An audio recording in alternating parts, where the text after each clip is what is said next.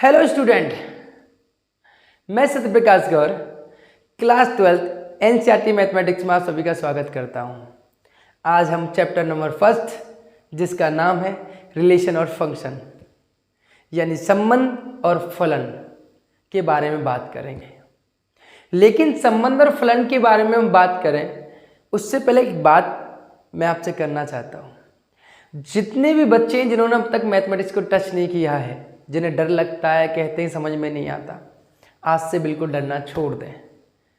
आज से बस ये समझ लें, जिनको भी डर लगता है वो मेरे लेक्चरों के साथ जुड़ जाएं और आज से आपको मेरे लेक्चरों को बस लेने की आवश्यकता है, मैथ से डरने की आवश्यकता नहीं है। तो डरने की कोई आवश्यकता नहीं है। अब तक बिल्कुल भी नहीं पढ़ा है आपने, बिल्कुल आपने छुआ भी नहीं है 12th की मैथमेटिक्स को।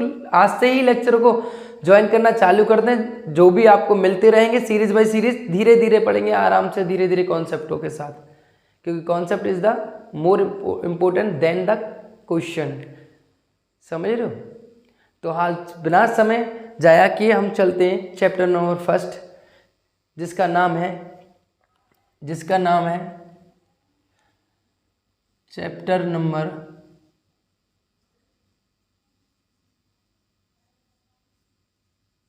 First relation and function.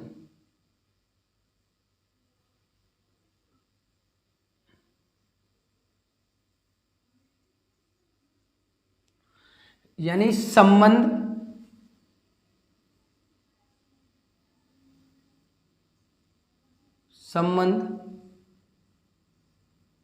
और फलन। संबंध और फलन। जैसे मैंने आपसे वादा किया, प्रॉमिस किया कि मैं आपको बहुत अच्छे तरीके से हर एक कॉन्सेप्ट को लेकर चलूंगा। मैं संबंध के प्रकार आने पर, क्योंकि हमें यहाँ पर 12th में जो पढ़ना है वो संबंध के प्रकार और फलन के प्रकार पढ़ने हैं। लेकिन वहाँ पर आने से पहले मैं छोटा सा कॉन्सेप्ट आपको, जो कि 11th क्लास में सेकेंड चैप्टर में पढ़ाया जाता है, जहाँ आपने वहाँ पे भी संबंध और फलन चैप्टर नाम पढ़ा होगा, नाम से चैप्टर था, पढ़ा होगा आपने। उस चैप्टर की कुछ रिवीजन कर लेते हैं कॉन्सेप्टों को। उसमें सबसे पहला कॉन्सेप्ट था हमारा, वो था हमारा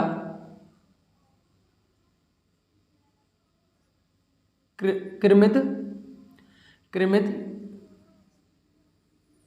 युग्म। क्या था हमारा? कृमित युग्म, यानी ऑर्डर्ड पेयर।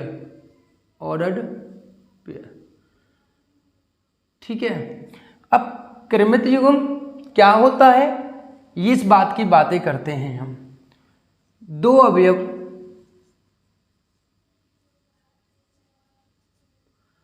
अवयवों का वह युग्म जिसे एक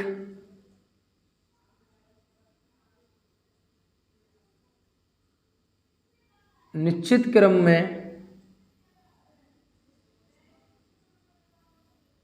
लिखा जाता है। एक निश्चित क्रम में लिखा जाता है। वो निश्चित क्रम क्या है? किन्हीं दो अवयवों को एक छोटे ब्रैकेट के अंदर कॉमा लगा के लिखा जाता है। उस खास तरीके लिखने को क्या कहा जाता है? कृमित युग्म कहा जाता है। एक छोटे ब्रैकेट के अंदर हमने x, y, एक की निश्चित क्रम है नहीं लिखने, दो अवयवों को, दो युग्मों को लिखने का एक निश्चित क्रम है या नहीं है, इसी को क्या कहते हैं हम? कृमित युग्म कहते हैं। Right now second topic is आपका अगला टॉपिक जो है वो आपने पढ़ा था कार्तीय गुणन, यानी कार्टीशन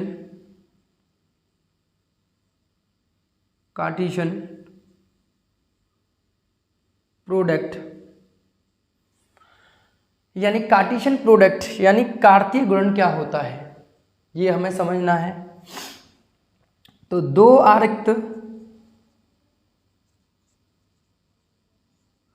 आरिक्त समुच्चय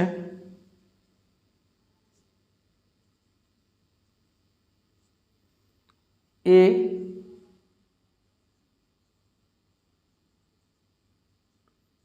और बी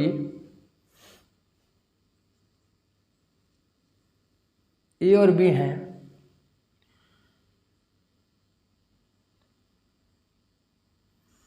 ए और बी हैं,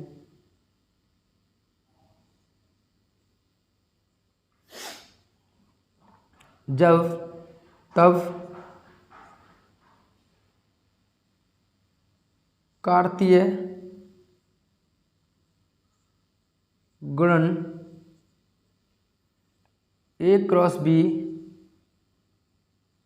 द्वारा दर्शाया या प्रदर्शित किया जाता है, दर्शाया जाता है, ए क्रॉस बी द्वारा दर्शाया जाता है।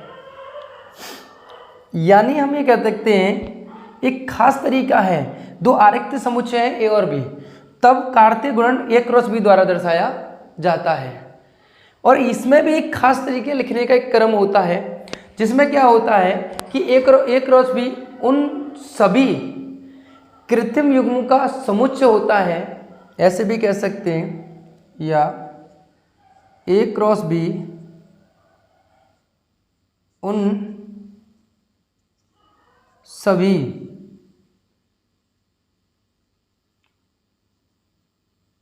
कृमित युग्म का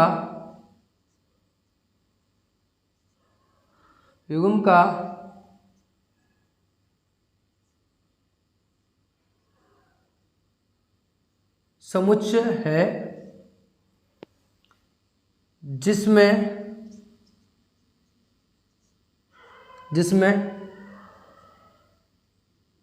प्रथम अवयव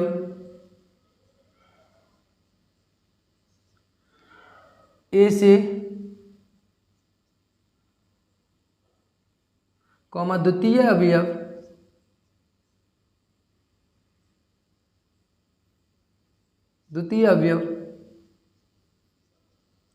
बी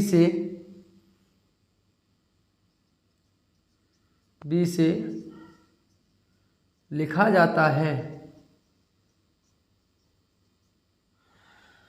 यानी ए क्रॉस बी दो आरिक्त समुच्चय ए और बी है, तब कार्तीय गुणन ए क्रॉस बी द्वारा प्रदर्शित या दर्शाया जाता है। ए क्रॉस बी उन सभी कृमित युग्म का समुच्चय है, ऐसे भी बोल सकते हैं, जिसमें प्रथम अवयव ए से द्वितीय अवयव बी से लिखा जाता है।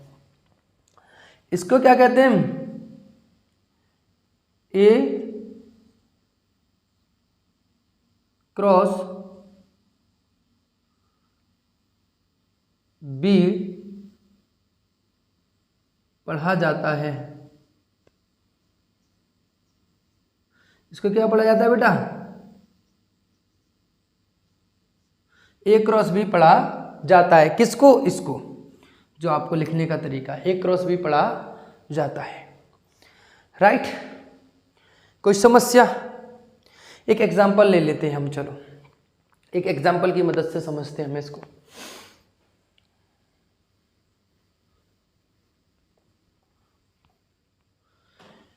मानो एक एग्जाम्पल है मेरे पास, ए बराबर कितना बेटा? 1 2 1 2 और बी बराबर मान लो कितना बेटा? 3 अगर मुझे ए क्रॉस बी लिखना है तो ए क्रॉस बी क्या होगा बेटा? 1 3 1 4 2 3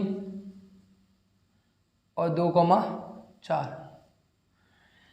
यानी मैं प्रत्येक अवयव का एक जोड़ा बनाऊंगा, युग्म बनाऊंगा। एक का किसके साथ बनाया? 3 के साथ। एक का किसके साथ बनाया? 4 के साथ। 2 का किसके साथ बनाया? 3 के साथ। 2 का किसके साथ बनाया? 4 के साथ। तो एक मैंने युग्म बना लिया। इसको ही क्या बोलते हैं? एक क्रॉस बी को ही क्या बोलेंगे हम यहाँ पे? इस जो समुच्चय हमने बनाया है कृत्रिम युग्मों का, पर कृत्रिम युग्म तो यही बनाएंगे ना। मैंने अभी बढ़ाया था आपको।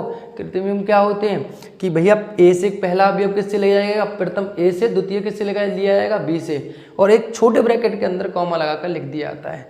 वही मैंने ये कहा है, ए क्रॉस बी उन सभी कृमित युग्म का समुच्चय है। तो उन्हीं सभी कृमित युग्म का क्या है, कृमित युग्म का समुच्चय है, जिसमें प्रथम अवयव ए से, तो प्रथम अवयव किससे, ए से, तो द्वितीय अवयव किससे, बी से है, बी से लिखा जाता है। तो एक समुच्चय बनाना है कृत्रिम युग्म का, और कृमित युग्म का अगर हमें समुच्चय बनाना तो प्रथम अवयव किससे लेंगे, ए से, द्वितीय अवयव किससे लिखेंगे, बी से। इसी खास तरीके लिखने को, और इसको समुच्चय जो बनाया जाता है इन कृमित युग्म का, इसको क्या बोला जाता है, ए क्रॉस बी, यानी कार्तीय गुणन कहा जाता है। क्लियर है, बात समझ में आई नहीं आई? अगर इतनी बात समझ में आती है, ये नोट डाउन करते हुए चलना, नोट्स रूल बनाते हुए चलना। अब इतनी बात समझ में आती है तो आगे बढ़ते हैं। आगे अगला टॉपिक जो है हमारा वो ये है कि एक नोट डाल लेना इससे पहले, कि नोट डाल लेना, नोट कि A cross B is not equal to B cross ए।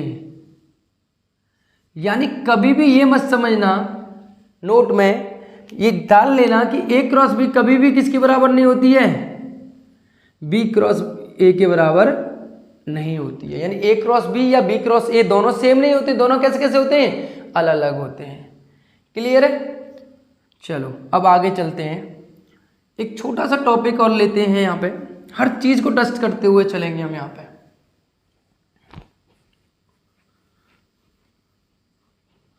हर चीज को टच, मान लो दो समुच्चयों के कार्तीय गुणन में अवयवों की संख्या,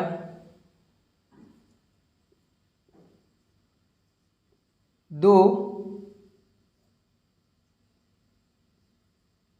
समुच्चयों के कार्तीय गुणन में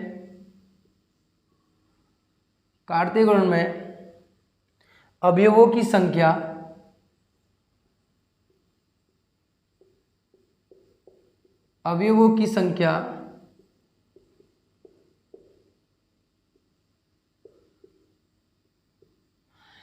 तो समुच्चयों के कार्तीय गुणन में अवयवों की संख्या कितनी होगी ये हमें जानना है, ये बताना है। मान लो कोई सेट ए है और सेट ए में अवयवों की संख्या कितनी है बेटा, सेट ए है, यानी ये समुच्चय है हमारे पास ए, और ए में अवयवों की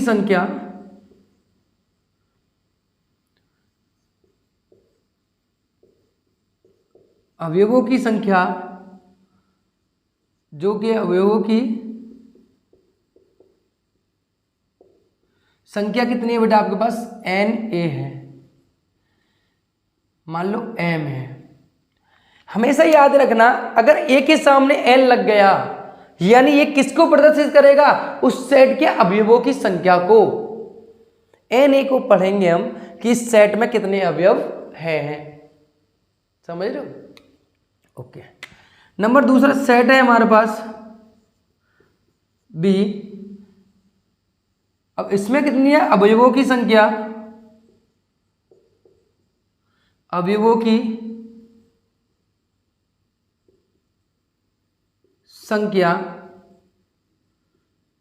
एन भी बराबर मान लो एन है, स्मॉल एन मान लेते हैं।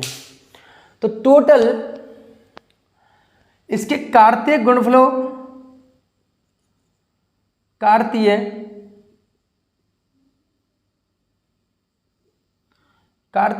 गुणन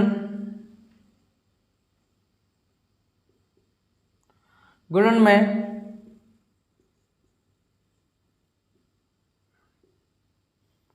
अवयवों की संख्या जो होगी,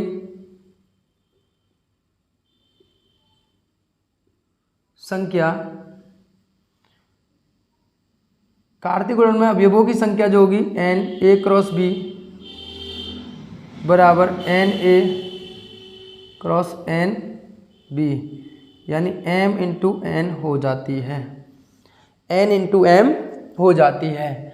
अर्थात एग्जाम्पल एन ए बराबर दे रखे हैं आपको 20, 10 और एन बी बराबर कितने दे रखे हैं आपको 20, तो total n a cross b में कितने हो जाएंगे बेटा आपके पास, अवयवों की संख्या कितनी हो जाएगी, n a into n b, यानी 10 गुणा 20, टोटल कितने बनेंगे भाई 200।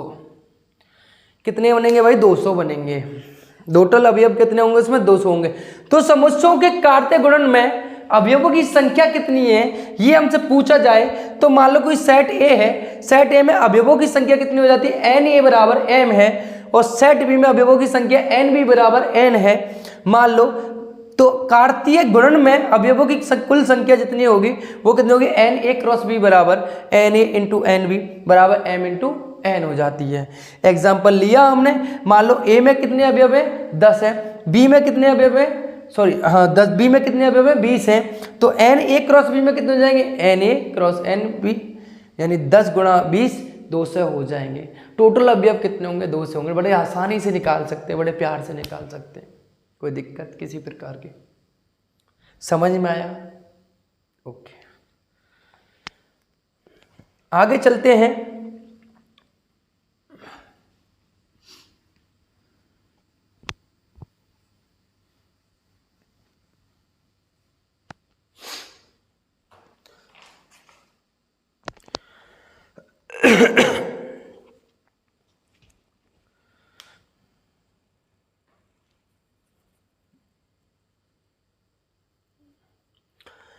अब यही मान लो कि सेट ए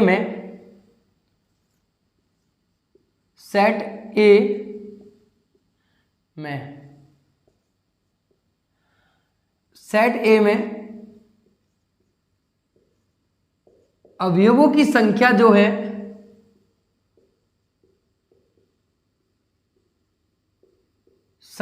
है कितनी है बेटा, एन ए बराबर एम है। ये नोट डाल के लिखना आप, ठीक है।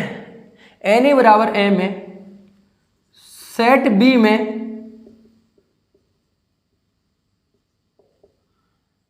अवयवों की संख्या एन बी बराबर कितना है बेटा आपके पास, एन है, तब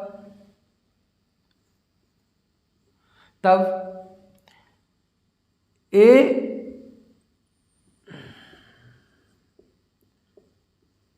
और बी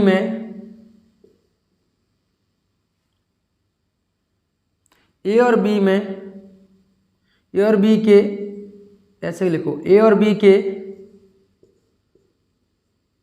उप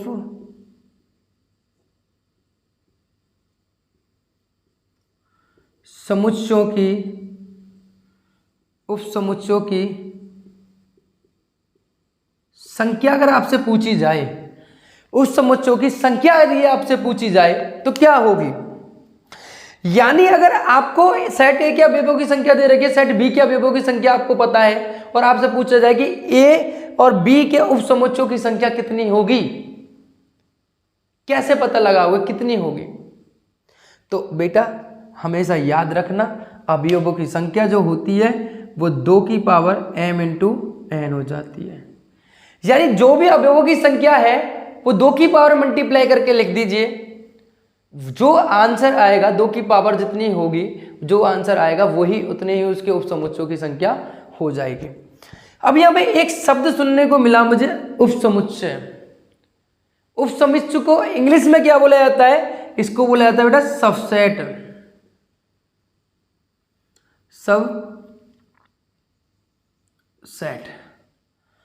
सबसेट यानी उपसमुच्चय होता क्या है, इस बात पे भी थोड़ी सी बात कर लेते हैं। फिर मैंने कहा ना एक एक शब्द का मतलब बताऊंगा आपको, एक एक शब्द का। इतनी बेसिक से चलेंगे, तसल्ली से पढ़ेंगे, हवड़ तवड़ में नहीं पढ़ना है, तरीके से पढ़ना है। एक बार पढ़ो, बार बार पढ़ने की आवश्यकता नहीं है, इतना समय नहीं है कि बार बार एक चीज को पढ़ा जाए। रिवाइज करते हैं फिर तो पढ़ने के लिए नहीं, प्रिपरेशन एक बार होती है, प्रैक्टिस 1000 बार होती है। प्रैक्टिस 1000 बार करो लेकिन प्रिपरेशन एक बार करो। लेकिन प्रिपरेशन तुम 1000 बार कर रहे हो, प्रैक्टिस एक बार भी नहीं कर रहे हो, रिजल्ट फ्लॉप जाएगा, कोई मतलब ही नहीं है रिजल्ट का फिर। लेकिन प्रिपरेशन एक बार कर रहे हो, प्रैक्टिस 1000 बार कर रहे हो, सफलता पाओगे आप। तो उपसमुच्चय की बात करें, उपसमुच्चय क्या होता है? उपसमुच्चय को मैं ऐसे ही समझा देता हूं। आपने पहला चैप्टर पढ़ा होगा क्लास 11th का, पहले चैप्टर की अगर हम बात करें क्लास 11th की आपने पढ़ा होगा। तो उपसमुच्चय जैसे कि मैं मान लो एक एग्जांपल से समझाता हूं आपको। मान लो कोई एक सेट है आपके पास जिसमें 1 2 टोटल कहां तक कितनी संख्या है? 20 तक। कोई सेट बी है, इसमें 1 से लेकर 15 तक संख्या है। कितनी तक है यहाँ पे? 1 से लेकर 15 तक संख्या, राइट। एक समुच्चय है जिसमें आपकी एक समुच्चय जिसमें ए, जिसमें कितनी संख्या टोटल? 1 से लेकर 20 तक। और एक सेट है आपका, समुच्चय है आपका बी, जिसमें 1 से लेकर 15 तक संख्या है आपकी, राइट। तो एक ऐसा सेट, ऐसा समझ सकते हैं हम, कोई एक ऐसा सेट, कोई बड़े सेट का कोई छोटा सेट क्या हो, उसका हिस्सा हो। अरे सर ये तो पल्ले ही नहीं पड़ा, क्या कहना चाह रहे हो आप? मैंने कहा कि आप कोई पूरी पैकेट लो बिन की पेन की, और उसमें से एक पेन निकाल लो। उस पैकेट का हिस्सा हुआ नहीं हुआ, वो एक पेन हुआ या नहीं हुआ? आपका हुआ सर, बिल्कुल हुआ। तो जो एक पेन जो बिन का आपने निकाला है, उस बिन की पूरी पैकेट में से पैकेट क्या हुआ? उसका अधिक समुच्चय हुआ। और जो एक पेन है वो क्या हुआ? उसका उपसमुच्चय हुआ। यानी सर एक ऐसा सेट जो किसी बड़े सेट में जाकर पूर्ण तरीके से मिलता हो, वो उस बड़े सेट का क्या कहलाता है? उपसमुच्चय कहलाता है। जैसे एग्जांपल से समझे, यहां पे ए जो है कितना है, इसमें 1 से लेकर 20 तक संख्या है, और बी जो है कितनी है? 1 से लेकर 15 तक संख्या है। तो एक बी जो है ए में पूर्ण तरीके से मिलता है या नहीं मिलता? भाई 1 से लेकर 15 तक, 1 से लेकर 20 तक के सेट में मिलेंगे या नहीं मिलेंगे? आपका होगा सर, बिल्कुल मिलेंगे। 1 से लेकर 15 तो इसमें होंगे, लेकिन इसमें 5 ज़्यादा है, 16, 17, 18, जो कि इस बी में नहीं है। तो यहाँ पर जो बी जो हुआ, ये सबसेट का सिंबल है। किसका है? सबसेट का। ए का क्या हुआ? सबसेट यानी उपसमुच्चय हुआ। और ए बी के लिए क्या कहलाएगा? अधिक समुच्चय कहलाएगा। ये आपने 11th क्लास में पढ़ा होगा, राइट। और मैंने आपको समझा भी दिया। तो इसलिए उपसमुच्चयों की संख्या कितनी होती है? 2 की पावर m इंटू n होती है। क्लियर है? ओके, नोट डाउन कर लेना ये स्क्रीनशॉट वगैरह जो भी लेना वो ले लेना, ठीक है। और यहां पे अगर एक क्वेश्चन और पूछा जाए आपसे कि तथा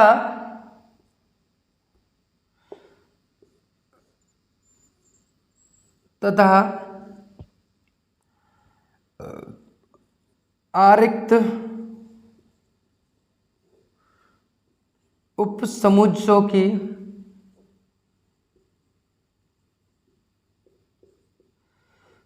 की संख्या क्या होती है? आरिक्त यानी खाली नहीं होना चाहिए। आरिक्त समुच्चयों की संख्या कितनी होती है? 2 की पावर m इंटू n और माइनस के 1। 2 की पावर m इंटू n आएगा, उसमें से माइनस के 1 कर देंगे, इतने होंगे। यानी खाली नहीं होना चाहिए एक भी। आपको पता है उपसमुच्चय, हर एक सेट का एक फाई एक उपसमुच्चय होता है। फाई का मतलब एम्प्टी सेट, खाली सेट, रिक्त सेट हर का होता है। यानी हर एक सेट का एक रिक्त समुच्चय होगा। और हमने क्या बात करी? आरिक्त, यानी रिक्त समुच्चय नहीं होना चाहिए उसमें। तो कितने सेट होते हैं? हर एक सेट का कितना होता है? 1। तो जितने भी हमारे आएंगे उसमें से क्या कर देना हमें? 1 घटा देना है, उतने हमारे क्या हो जाएंगे? आरिक्त उपसमुच्चयों की संख्या हो जाएगी। क्लियर है ना? कोई दिक्कत नहीं, ठीक है। जैसे मानो फॉर एग्जांपल मेरे 200 आए उपसमुच्चयों की संख्या, 200 में से 1 घटा दूं, कितना होंगे? 999 मेरे उपसमुच्चयों की संख्या होगी, जो कि आरिक्त होंगे, जिनमें रिक्त नहीं होगा। क्योंकि हर एक सेट का केवल कितने रिक्त समुच्चय होते हैं? केवल 1 रिक्त समुच्चय होता है। यानी फाई सब सेट का क्या होता है? जो एम्प्टी सेट है वो हर एक सेट का क्या होता है? उपसमुच्चय होता है, राइट। ओके, अब चलते हैं हम थोड़ा सा संबंध के ऊपर, राइट। ये नोट डाउन कर लेना या स्क्रीनशॉट वगैरह जो भी लेना है आपको, नोट डाउन जरूर लेना, नोट्स जरूर बनाने हैं, ठीक है।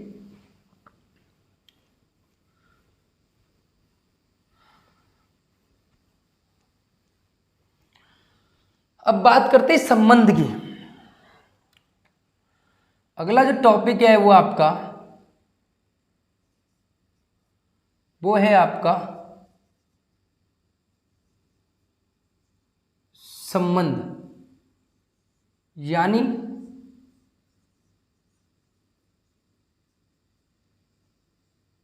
रिलेशन।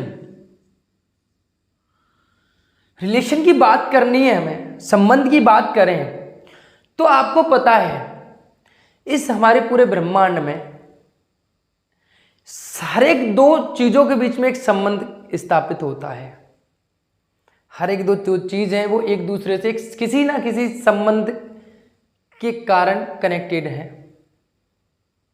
जैसे मैं एग्जांपल लूं रियल लाइफ में कि भाई भारत की राजधानी क्या है, दिल्ली है, यानी दिल्ली जो है भारत से किस चीज से कनेक्टेड है, राजधानी के रूप में, राइट।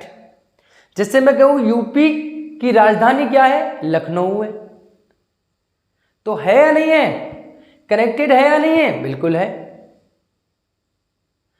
इसी को क्या कहा जाता है, संबंध। जैसे भाई बहन का रिश्ता, मां बेटे का रिश्ता, हर एक दो चीजों के बीच में एक संबंध है, और संबंध किस आधार पर डिफाइन किया जा रहा है, एक शर्त के अनुसार, एक विशेषता के अनुसार डिफाइन किया जा रहा है। मां बेटे की विशेषता क्या है, शर्त क्या है, मां बेटे का संबंध कब स्थापित होगा, एक शर्त होनी चाहिए कि मां के लिए बेटा कब बोला जाएगा, या बेटा मां को मां कब बोलेगा। ऐसे भाई बहन कब बोलेंगे, बहन भाई को कब बोलेंगे। हर एक दो चीजों के बीच में संबंध कब स्थापित होगा, ये आपकी विशेषता और शर्त पर लागू करता है, शर्त डिफाइन करती है, तब होगा। और हर एक चीज के बीच में संबंध होता है, ये आपको पता है, राइट। ये व्यवहारिक अपने जीवन में हम जानते हैं, लेकिन इस चीज को क्या हम मैथमेटिक्स में डिफाइन कर सकते हैं, नहीं यार, ऐसे कैसे कर सकते हैं। फिर मैथमेटिक्स की परिभाषा क्या है, अच्छा वो समझ लेते हैं। संबंध दो आरिक्त समुच्चय, दो आरिक्त समुच्चय, समुच्चय ए और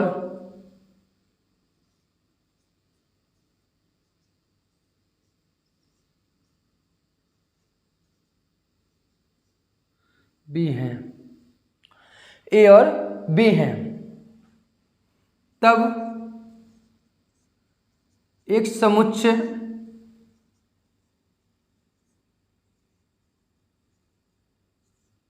आर ए से बी पर, ए से बी पर, ए समुच्चय से, ऐसे लिख लो, ऐसे लिखते हैं समुच्चय, क्योंकि ये भी तो समुच्चय होंगे ना। समुच्चय ए से समुच्चय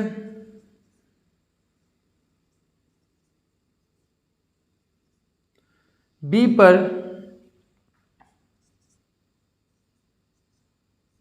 बी पर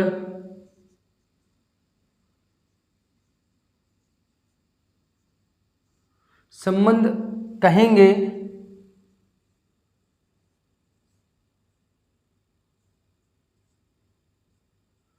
कहेंगे यदि समुच्चय आर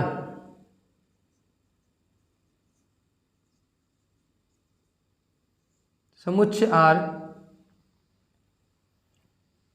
समुच्चय आर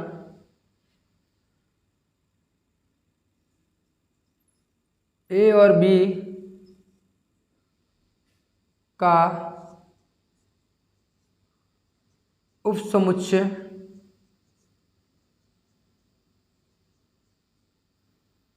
उपसमुच्चय हो और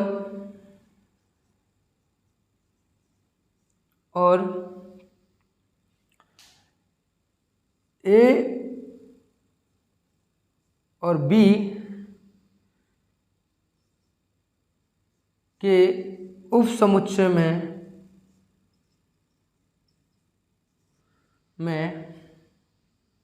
ए और बी के उपसमुच्चय के कृमित युग्म में ए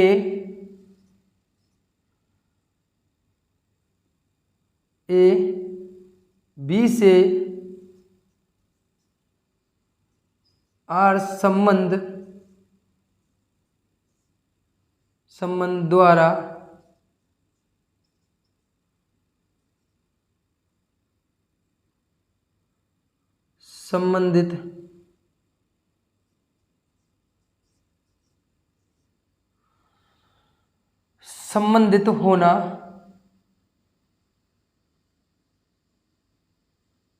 संबंधित होना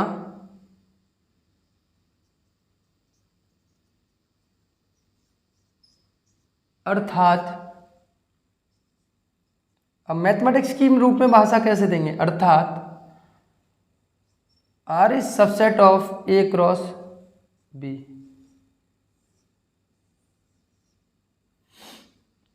R is subset of A cross B, यानी संबंध रिलेशन किसको कहेंगे, दो आरिक्त समुच्चय A और B हैं, तब एक समुच्चय R समुच्चय A से समुच्चय B पर संबंध कहेंगे R को, एक समुच्चय R को समुच्चय A से B पर को कर लेना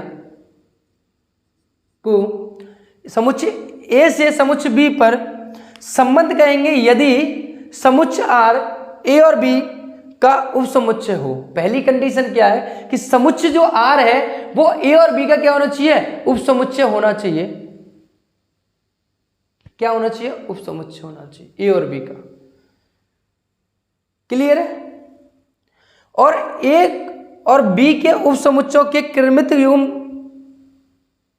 A, B से R संबंध द्वारा, कृमित युग्म में आपको पता है A और B दो अवयव होंगे, तो A जो है B से R संबंध द्वारा संबंधित होना चाहिए, R संबंध द्वारा संबंधित होना चाहिए। इसमें एक थोड़ा ये हो गया कि यदि समुच्चय R A क्रॉस B का, सॉरी यहाँ पर ये कर लेना A क्रॉस B, यानी कार्तीय गुणनफल का उपसमुच्चय हो और A क्रॉस B के उपसमुच्चय, क्रॉस कर लेना और की जगह A क्रॉस B के उपसमुच्चयों के कृमित युग्म में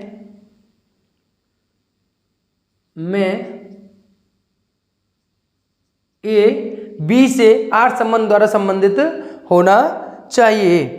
ये शर्तें होनी चाहिए। यानी एक बार और समझने का प्रयत्न करते हैं, तो आरिक्त समुच्चय A और B है, दो खाली नहीं है, मतलब उनमें कुछ ना कुछ अवयव होने चाहिए, खाली नहीं होने चाहिए, नॉन इम्पिटी होने चाहिए, इम्पिटी नहीं होने चाहिए, बस सेट। तब एक समुच्चय R को समुच्चय A से समुच्चय B पर संबंध कहेंगे यदि R जो है A क्रॉस B, कार्तीय गुणनफल जो बना रहे हो A क्रॉस B का, वो संबंध जो आ रहा है उसका क्या होना चाहिए, उपसमुच्चय होना चाहिए। क्या होना चाहिए, उपसमुच्चय होना चाहिए। और उपसमुच्चय A क्रॉस B के उपसमुच्चय में, समुच्चय के कृत्रिम युग्म में, जो आप कृमित युग्म बनाओगे A क्रॉस B के उपसमुच्चय के कृमित युग्म में A, B से R संबंध द्वारा संबंधित होना चाहिए। यानी सर मैं वैसे समझाऊंगा आपको ऐसा डिटेल में, यानी आपको ये पता है R इज कैसा है बेटा, R जो है आपको पता है कि R जो है वो क्या है बेटा, इसका सबसेट होना चाहिए किसका, A क्रॉस B का, यानी उपसमुच्चय होना चाहिए। R जो है पूर्ण तरीके से किसमें मिलना चाहिए, कार्तीय गुणनफल में मिलना चाहिए, किसके में, A क्रॉस B के में। समझ रहे हो। दूसरी विशेषता क्या है कि जो आप इसके कृमित युग्म बनाओगे x, y जो R संबंध बनाएंगे वो क्या होने चाहिए, पूर्ण तरीके से जो A है वो R संबंध द्वारा संबंधित होनी चाहिए। जैसे फॉर एग्जाम्पल एक एग्जाम्पल लेते हैं और एग्जाम्पल से समझने का प्रयत्न करते हैं। बहुत ईजी सी, बहुत सरल सी है, धैर्य से समझना है। यानी मान लो कि दो फैमिली के सदस्य हैं, एक फैमिली में मानो 15 व्यक्ति और एक फैमिली में मानो 20 व्यक्ति हैं। एक फैमिली F1 और एक फैमिली F2 है, राइट। अब उस फैमिली में दोनों मतलब नज़दीकी हैं, आपस में मिलते जुलते हैं सब। मान लो दोनों फैमिली हैं और उनका एक ही परिवार से हैं, उनका कोई ना कोई नाता सबके साथ होगा ही होगा, कोई ना कोई रिश्ता संबंध तो होगा ही होगा, हाँ या ना। तो अगर उसमें 20 हैं और उसमें कितने 15 हैं, तो टोटल अगर मैं इनके जोड़े व कार्तीय गुणन बनाऊंगा, उनके कार्तीय गुणन बनाऊंगा तो 15 गुणा 20 कितने हो गए, 300 हो जाएंगे। कितने बनेंगे, 300 बनेंगे। अब भाई कार्तीय तो 300 बन नहीं, कार्तीय गुणन तो, लेकिन अगर मैं एक संबंध बनाना चाहता हूँ, मैंने कहा कि एक ऐसा समुच्चय बनाना है मुझे, संबंध एक प्रकार का समुच्चय तो है, और क्या है, समुच्चय है या नहीं है। तो मान लो मुझे एक संबंध बनाना है, तो मैं संबंध क्या कर दूंगा, मैंने कहा भैया एक संबंध मैं स्थापित करना चाहता हूँ, तो मैं एक संबंध बहन और भाई का बनाना चाहता हूँ। इन दोनों फैमिलियों में से केवल वो जोड़े लिए जाएंगे, जो वो संबंध बनाए जाएंगे, वो समुच्चय बनाया जाएगा संबंध का, जो कि बहन और भाई होंगे। तो क्या वो 300 में से पूरे सभी बहन और भाई हैं? नहीं, कुछ होंगे, जितने भी होंगे बहन और भाई का एक संबंध बन जाएगा।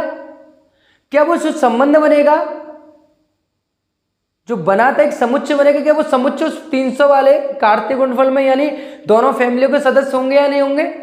होंगे तो नहीं दोनों फैमिलियों के ना, होंगे तो नहीं दोनों फैमिलियों के।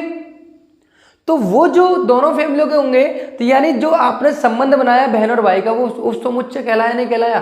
क्योंकि बड़ी वाली फैमिलियों का आपने कार्तीय गुणन बनाया, वो तो बड़ा हुआ, 300 अवयव आ रहे हैं उसके अंदर तो, और उसके अंदर कितने आएंगे, केवल जितने भी आपके बहन और भाई के रिश्ते होंगे वो तो कम ही होंगे ना, राइट। एक एग्जाम्पल से समझते हैं इसको और विस्तार से, राइट। तो हम मानो कि फॉर एग्जाम्पल, मैं ये रफ कर देता हूं, नोट कर लेना।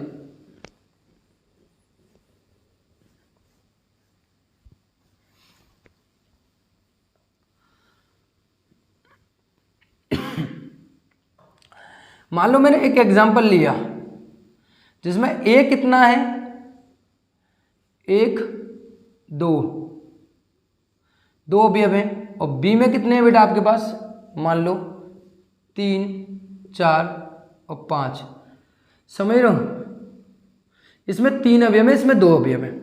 अब टोटल अगर मैं लगाऊं तो इसमें कितने बनेंगे मेरे, टोटल बनेंगे 3 गुणा 2, क्योंकि इसमें अवयवों की संख्या कितनी है, 2, इसमें कितनी है 3, तो 3 गुणा 2 कितने हो जाएंगे, 6 बनेंगे। कैसे सर इनका, अगर मैं A क्रॉस B निकालता हूं तो A क्रॉस B कितना बनेगा, पहले तो मुझे पता है पहला अवयव A का होगा तो 1 कॉमा, दूसरा अवयव किसका होगा 3 का, 1,3 कॉमा लगाया, 1,4 कॉमा लगाया, 1,5 कॉमा लगाया। तो पहला सबके साथ हो गया, जोड़े बना लेते, कोई भी नहीं छूटता कार्तीय गुणनफल में, 1 का 3 के साथ, 1 का 4 के साथ, 1 का 5 के साथ, और छोटे ब्रैकेट के अंदर कॉमा लगा के लिख दिए जाते हैं। कार्तीय गुणनफल क्या होता है, क्रमित युग्म का ही एक समुच्चय होता है, यही तो बताया ना, राइट।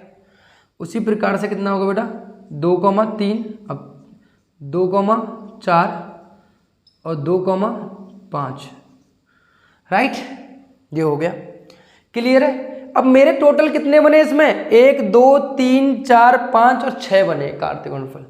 लेकिन अगर मैं संबंध ए से, मैं यहां लिख देता हूं, एक संबंध बना रहा हूं मैं, आर ए से बी पर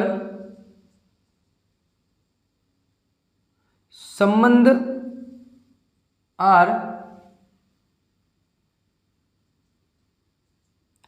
मान लो कि x, y सच दैट कि y बराबर x प्लस के 1, जहां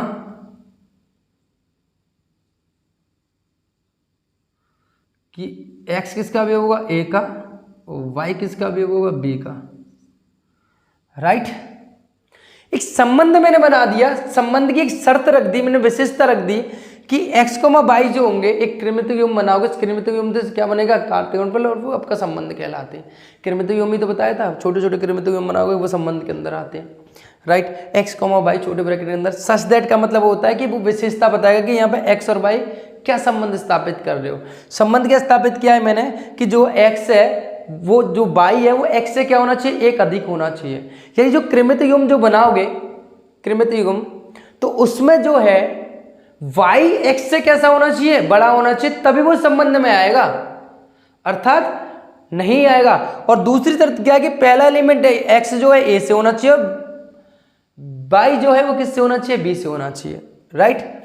अगर मैं ये संबंध बनाने जाता हूं तो संबंध कितने बनेंगे देखो, तो यहां पे संबंध मान लो मैंने लिया x बराबर कितना लिया 1, तो y बराबर कितना हो जाएगा 2।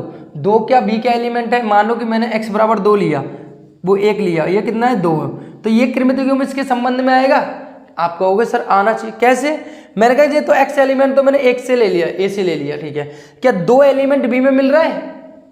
मैंने क्या कहा, 2 y जो है किससे होना चाहिए, b से होना चाहिए, लेकिन b में 2 है ही नहीं, तो ये संबंध के अंदर आएगा, नहीं आएगा, बिल्कुल नहीं आएगा। चलो आगे चेक करते हैं। अब मैंने लिया 2, कितना लिया 2, तो y कितना होना चाहिए, 3 होना चाहिए, कितना होना चाहिए 3। अगर मैं x 2 ले रहा हूं तो y कितना आएगा, 1 अधिक आएगा, यानी कितना हुआ 3। क्या 3 b का एलिमेंट है, b का अवयव है, बिल्कुल है। अब तो बस इतने ही बने। आप देख रहे हो कार्तीय गुणनफल कितने थे, कार्तीय गुणनफल या गुणन कितने था आपका 6 थे, लेकिन वही संबंध कितना बना है आपका, केवल 1 स्थापित हो रहा है। क्या 2,3 इसका हिस्सा है या नहीं है, बिल्कुल है। तो यानी r इसका उपसमुच्चय हुआ या नहीं हुआ, बिल्कुल हुआ।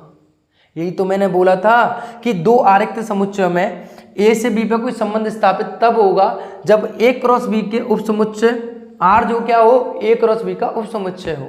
यही तो बोला था, r a क्रॉस b का क्या होना चाहिए, उपसमुच्चय होना चाहिए। तो देखो r a और a क्रॉस b का उपसमुच्चय है या नहीं है, बिल्कुल।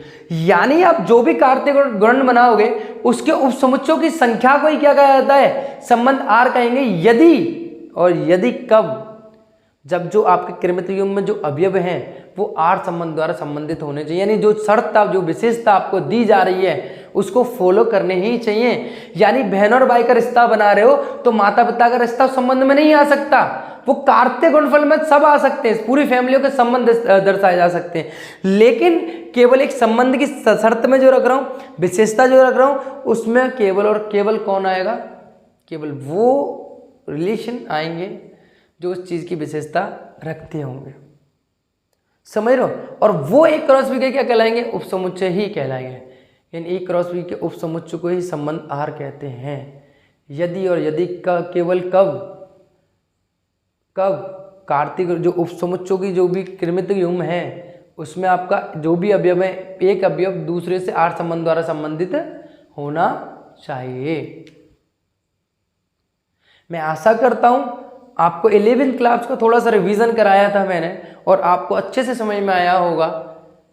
इसी के साथ अब इसकी क्लास हम यहीं पर विराम देते हैं। अब मिलेंगे हम आपको अगली क्लास में, नेक्स्ट क्लास में कल फिर, जिसमें हमको आपको